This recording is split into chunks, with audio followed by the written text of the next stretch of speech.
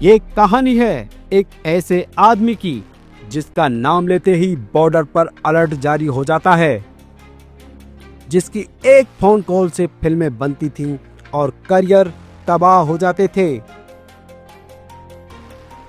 ये कहानी है उस शख्स की जो गैंगस्टर से ग्लोबल टेररिस्ट बन गया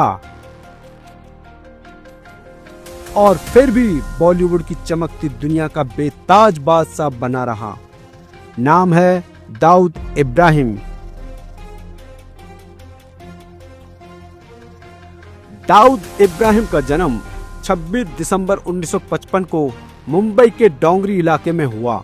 उसके पिता इब्राहिम कासकर मुंबई पुलिस में हेड कांस्टेबल थे, लेकिन दाऊद का मन कानून में नहीं, जुर्म में था।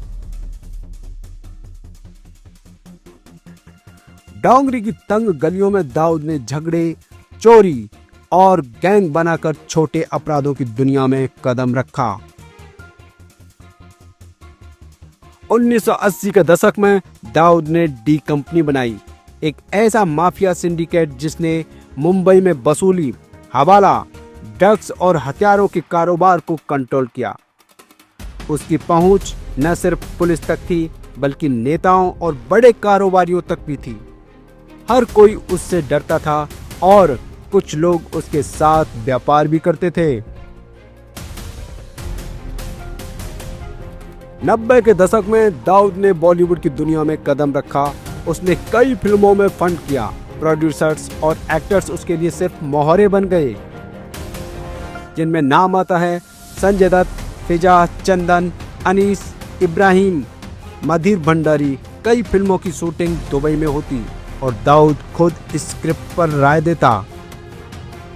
फिल्म इंडस्ट्री का एक डायलॉग बहुत मशहूर हुआ, अगर दाऊद खुश हुआ तो फिल्म चलेगी, नहीं तो तू भी नहीं बचेगा। कई स्टार्स को दाऊद के पार्टी में जाना पड़ता, उसकी मेजबानी स्वीकार करनी पड़ती। कुछ नाम जिन पर शक की सुई घूमी। दिवंगत अभिनेत्री मंदाकिनी, जिसे दाऊद के काफी करीब माना जाता था। कई बड़े म्यूजिक डायरेक्टर्स और हीरोइन जिनका करियर दाऊद के आशीर्वाद से चला। कुछ लोगों ने मना किया तो उन्हें जान से मारने की धमकी मिली। गुलशन कुमार, जिनका कत्ल हुआ, उसे भी डी कंपनी से जोड़ा गया।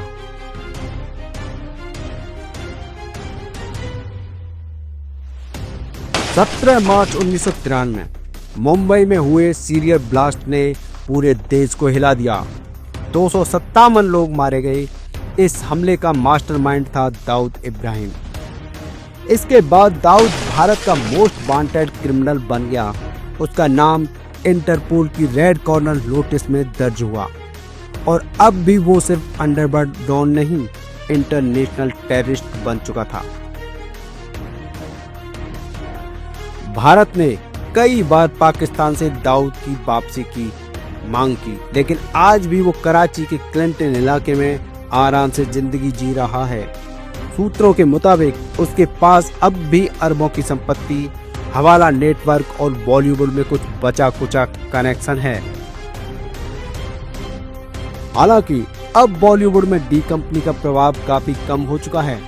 नया जमाना, नए कानून और सोशल मीडिया की पारदर्शिता ने सब बदल दिया है, लेकिन डर अब भी जिंदा है क्योंकि अतीत की परछाइयां बहुत लंबी होती हैं। दाऊद इब्राहिम की कहानी एक आईना है जो हमें दिखाता है कि जब अपराध और ग्लैमर एक हो जाते हैं तो सच्चाई बहुत पीछे छूट जाती है। बॉलीवुड की चकाचौंध में जो दिखाई देता है वो अक्सर अधूरा सच होता है। पर्दे के पीछे एक ऐसा साया था जिसके इशारे पर स्टार्स बनते और मिटते थे। वो साया सिर्फ अंडरवर्ल्ड डॉन नहीं था, वो खुद को खुदा समझता था। नाम था दाऊद इब्राहिम। आज हम बताएंगे उन सितारों की कहानी जो उसकी महफिल में थे, कुछ मजबूरी में, कुछ मुनाफे के लिए और कुछ मोहब्बत में। दाऊद ने 80 से 90 के दशक में फिल्मी दुनिया की ओर कदम बढ़ाया। उसे ग्लैमर पसंद था, लेकिन ताकत और कंट्रोल और भी ज्यादा। उसके दुबई के महलों में बॉलीवुड पार्टीज होती थीं, जहां बड़े बड़े स्टार्स बुलाए जाते थे। शराब, पैसा और डर, हर चीज मौजूद थी। ऋषि कपूर ने अपनी आत्मकथा खुल्लम खुल्ला में खुलकर कबूला कि वो दुबई में दाऊद इब्राहिम से मिले थे। दाऊद ने उन्हें बड़ी गर्मजोशी से गले लगाया और कहा, मैं आपका बहुत बड़ा फैन हूँ। ऋषि कपूर को ये डर भी था, लेकिन ये एहसास भी कि यह आदमी सिर्फ अपराधी नहीं, बॉलीवुड का छुपा हुआ गॉडफादर है। संजय दत्त का नाम 1993 में ब्लास्ट केस में सामने आया। डी कंपनी के लोगों से संबंध, हथियार रखना और फिर जेल की सजा।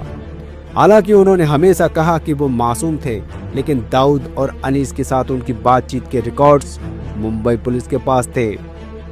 क्या ये सिर्फ दोस्ती थी या डर का रिश्ता, ये आज भी रहस्य है। इन स्टार्स पर कभी कोई केस नहीं चला, लेकिन अफवाहों ने कई बार इन्हें घेरा। जैसे सलमान खान पर आरोप लगे कि उन्होंने डी कंपनी से जुड़े लोगों से बात की थी। अक्षय कुमार और सुनील शेट्टी के नाम कई बार दुबई में दाऊद की पार्टीज में देखे जाने को लेकर उछले, लेकिन कभी कोई ठोस सबूत नहीं मिला। ममता कुलकर्णी, 90 की सबसे ग्लैमर हीरोइन, उनका नाम दाऊद और फिर उनके साथी विक्की गोस्वामी से जोड़ा गया। ड्रग्स केस में उनका भी नाम आया। वो अचानक इंडस्ट्री से गायब हो गईं और केन्या में देखी गईं, जहां से दाऊद का नेटवर्क चलता था। क्या ममता सिर्फ शिकार थीं या साथी, ये सवाल आज भी जिंदा है। सुशांत सिंह राजपूत की मौत ने पूरे देश को झकझोर दिया। कुछ यूट्यूबर्स और सोशल मीडिया रिपोर्ट्स ने दावा किया कि उन्होंने कुछ ऐसे नाम छुपाए थे जो डी कंपनी के बची हुई पकड़ से जुड़े हो सकते हैं। हालांकि जांच एजेंसियों ने कोई ऐसा लिंक नहीं पाया, लेकिन ये सच है कि सुशांत एक आउटसाइडर थे और दाऊद की दुनिया इनसाइडर्स की थी। कहा जाता है कि दाऊद की पहली मोहब्बत एक बॉलीवुड एक्ट्रेस थी। नाम गुप्त रखा गया, लेकिन अंदाज ममता कुलकर्णी का आता रहा। कुछ रिपोर्ट्स में ये भी कहा गया कि दाऊद ने उसे फिल्म ऑफर दिलवाए, डायरेक्टरों को धमकाया, लेकिन जब मोहब्बत को उसका नाम नहीं मिला, वो सब कुछ छोड़कर पाकिस्तान चला गया। सफेद झील के किनारे खड़ी एक लड़की, जिसकी आंखों में मासूमियत थी और मुस्कान में जादू, मंदाकिनी। असली नाम यस्मीन जोसेफ, जन्म 1963 में मेरठ में हुआ। एक आंग्ल भारतीय परिवार से आने वाली इस लड़की का सपना था स्टार बनना।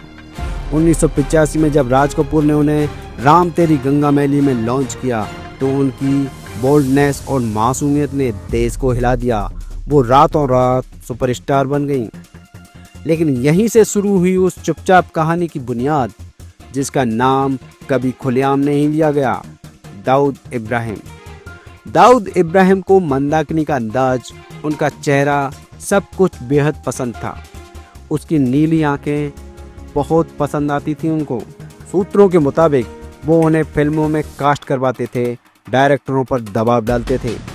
कई बार मंदाकिनी को दुबई में देखा गया, जहां वो दाऊद की करीबियों के साथ पार्टीज में मौजूद होती थीं। 1990 के दशक में ऐसी तस्वीरें वायरल हुई जिनमें मंदाकिनी और दाऊद साथ देखे गए। हालांकि मंदाकिनी ने हमेशा इसे नकारा, लेकिन ये अफवाहें कभी नहीं थमी। ये कहानी है जुर्म और ग्लैमर की, बॉलीवुड के पन्नों की, जो न जलाए जाते हैं ना छापे जाते हैं। लेकिन आज आपने वो सुना जो बरसों से दबाया गया। अगर यह वीडियो आपको सोचने पर मजबूर कर गया तो इसे लाइक करें, कमेंट में अपनी राय जरूर बताएं और हमारे चैनल ट्रांसफॉर्मेशन ऑफ लाइफ को सब्सक्राइब करें, क्योंकि हम लाते हैं वो हकीकत जो दुनिया आपसे छुपा लेती है।